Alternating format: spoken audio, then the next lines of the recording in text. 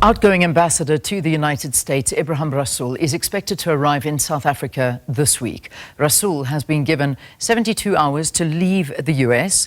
Rasool was expelled and declared persona non grata by the United States authorities.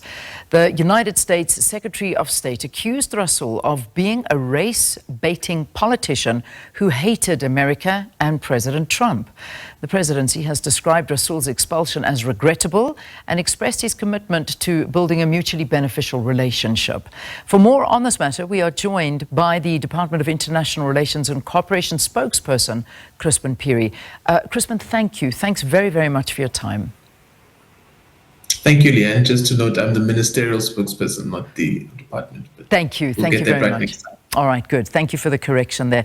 Chrispin, let's begin with the latest on this, because we did see a message from the Ambassador Rasool saying that he will be arriving back in South Africa on the 23rd of March. Can you verify that? At this stage, no, I'm not able to verify that. Plans are still underway to ensure that we get Ambassador Rasool back to South Africa as soon as possible. And we wouldn't publicly reveal when he would be coming back because, of course, we wouldn't want to put any increase any risks around him. So we would ensure that he returns quietly and briefs, most importantly, the President and the Minister very soon upon his arrival. And then from there, we would then, if necessary, So, all right. So, Chrispin, so we did see that, and I think it was posted on his personal account, just saying that he will be arriving in South Africa. But then again, we'll wait for you to officially release that. If there's going to be public engagements that we would want him to undertake. Okay, Chrispin, we're just losing you, but I'm going to try and get to another question, and hopefully then we'll get that connection sorted out there. I think an important aspect on this is to ask, were the correct diplomatic processes followed when the US expelled South Africa's ambassador to the United States, Ebrahim Rasool? Or did this all unfold on social media as we saw it playing out? All right. Seems like we've lost Chrispin here. I'll tell you what we'll do. Let's quickly take a break.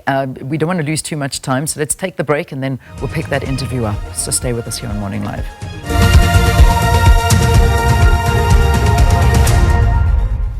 All right, let's pick up the conversation now about the outgoing ambassador to the United States, Ebrahim Rasool, expected to arrive in South Africa this week sometime. Chrispin Phiri is still with us. Chrispin, I'm going to get straight back into it just because of the interest of time. I'm glad we've got you on the line, though. So my question to you before we got cut off was, were the correct diplomatic processes followed when the US expelled South Africa's ambassador to the United States, Ebrahim Rasool? Or did this all play out on social media as we were watching it unfold? Talk to us. Leanne, in terms of Article 9 of the Vienna Convention, the host country can at any point declare an ambassador, or if they deem necessary an ambassador, a persona non grata. So the prescript does apply. It may have been communicated firstly on Twitter, as we had all seen, but subsequent to that, the ambassador was called in and officially received the diplomatic communication through which he officially transmitted through the diplomatic channel. So whether the initial process followed or the initial announcement followed the diplomatic routes, evidently no. And it's something that we do intend to raise with our American counterparts, that we do believe that where there are very important and sensitive matters that need to be discussed, these matters should be discussed through the diplomatic channels, preferably before then being made public. But this is the reality that we also have to contend with this administration, that it does seem as though Twitter is the preferred mode of communication. And then secondary, we see the diplomatic channel being implemented. Yeah. What is the South Africa's government the standpoint on this? Because obviously there's a lot of noise around this, and there's so many views that certainly have been shared with regard to some of the comments that were made by Ambassador Rasool regarding South Africa, I mean, not South Africa, but regarding America, and I mean, to quote, basically calling it, accusing the US President Donald Trump of spreading supremacism in the US and white supremacy and all those kind of things. In terms of the South African standpoint on all of this, what is it, and does South African government stand with Rasool on this? Ambassador Rasool was expressing his view. There is a different way in which South Africa communicates its views, and as you're aware, Ambassador Rasool may have believed that he was speaking to a very select audience.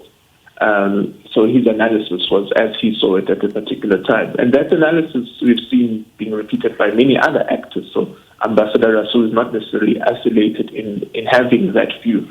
But the South African government prefers to communicate its views directly to Washington, and there's a manner in which we communicate to Washington, informed by an analysis of what we see is important to communicate. And we would expect the same from our counterparts in Washington as well, where we would ask them on geopolitical issues, how they see the world, how they're framing the world, and we would also respond accordingly as how we see the world and how we are framing the world at this particular point in time.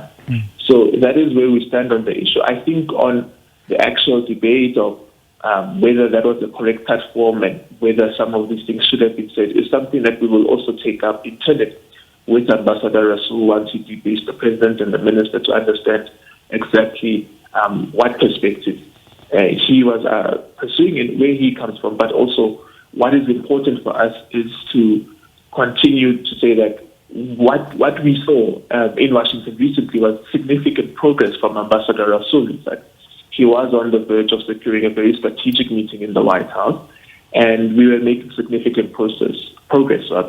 So this development does somewhat scuttle those very significant developments.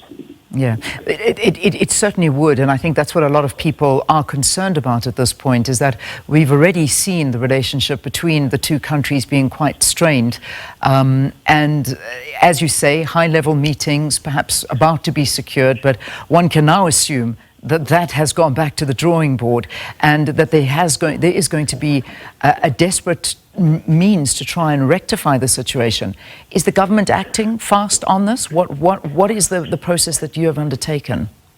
Whatever that Ambassador Rasool has built on will definitely be pursued and continued. We do have a charge d'affaires still in Washington, so those developments will be pursued, and we will be attending to replacing Ambassador Rasool soon. So all of those processes are underway, and of course, in doing so, we have to be in line with the Foreign Services Act, so that will be strictly applied, and any other legislation that we have to consider to ensure that Ambassador Rasool's replacement is able to hit the ground running in Washington. There's a lot of criticism about how the government has handled this, in terms of saying that, and just to quote the front page of The Citizen today, saying that Rasool is being thrown under the bus. And when you read some of the comments that have been published in Sunday newspapers from, well, they name anonymous sources within government, basically saying he knows how diplomats should behave, he has failed, he crossed the line, so you can't fault the decision to take action against him. When you are a diplomat, there are certain things you can't say in public. Hence the assumption that the government is throwing Rasool under the bus. Would you like to comment on that? Yeah, certainly, and I'm not going to own up to comments that are made by faceless people. If people have their views and they want to communicate government's view, that's why I'm here. I'm communicating government's view. And I think it's really inappropriate for people to say that, to say those things without owning up to those comments and claiming to represent the government. So I categorically distance ourselves from faceless people's comments. So, okay, so you don't believe you're throwing him under the bus? No, I'm not going to own up to comments that were made by faceless people. Okay, all right, Chrispin, I respect that, but we wait on hearing this. Perhaps maybe we can look a little bit deeper into this, and there is definitely a huge worry in terms of AGOA and the re-signing of South Africa being involved in this. Is government concerned, or you concerned, that this is yet another incident that is going to hamper trade and tariff between South Africa and the US, which will have a detrimental effect on South Africa? Ensuring that there's continuity in the agreements that we have with the United States of America is important, and that's why we believe we want to get our another ambassador back there as soon as possible to ensure that these engagements can be pursued. So yes, AGOA is important to us, and ensuring that there's some continuity of trade between us and America remains a priority for this government. Yeah. Talking about a replacement, has that process already started to try and find a replacement? The process has not yet started, but certainly it's not a process that would be overly cumbersome. It requires consultations with the president, and the president will then make the decision. Again, I go on reports that have come out saying that 3 names have already been shortlisted for that position. Can you confirm that or not? At this stage, I'm not able to confirm that specifically. Okay, so in terms of having communication with Rasool, let's get that. You're not confirming that he is arriving back in the country, as we have seen on a message, but on the 23rd of March. But anything, what is happening? He was given 72 hours to leave the country. I would imagine that time is already up. Do you know where he is? What is happening at the moment with him? Yes, Ambassador Rasool is in contact with the department, and we can reassure you that he is safe, and he will be returning to the country within a week. The 72 hours were started on the day after the announcement was made, so I think we are still within that 72 hours. And it may also be that Ambassador Rasool may have gotten an extension due to some logistical challenges that he would have to address. So maybe the 72 hours is not strictly applicable, but we will ensure that we comply with the notice that has been provided to Ambassador Rasool and get him back home as soon as possible. Yeah. So he is obviously still in the United States as we speak. That's where he is. As we speak, yes, he is still in the United States. I think it's important that we get South Africa's standpoint on the comments that were made by Rasool. And this is something I think maybe that we need to find out exactly what the government is saying about this. Was Rasool out of line with the comments that he made according to the president and according to the government of South Africa? We will inform Ambassador Rasool of our assessment of his comments once we have debriefed him and once we understand exactly what had fully occurred there. So we wouldn't want to make that judgment call as yet, but as you would have seen the president's statement, one of the things that we did say in the president's statement is everyone in this process is expected to handle themselves with the appropriate level of decorum.